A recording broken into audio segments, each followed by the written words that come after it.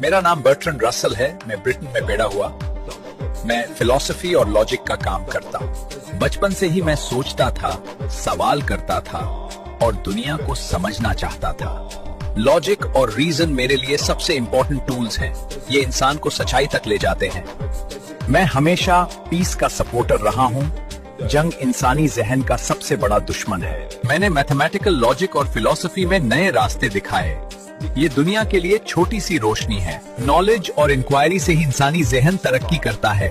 सवाल करना सीखो, जवाब खुद मिलेंगे। अगर सोसाइटी सोचने से डरती तो कभी आगे नहीं बढ़ सकती। फ्रीडम ऑफ थॉट बहुत जरूरी है। फिलॉसफी सिर्फ सीरियस नहीं है, कभी कभी मुस्कुराना भी सीखना पड़ता है।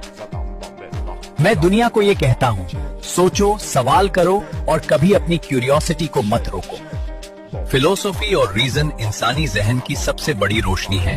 ये कभी बुझ नहीं सकती।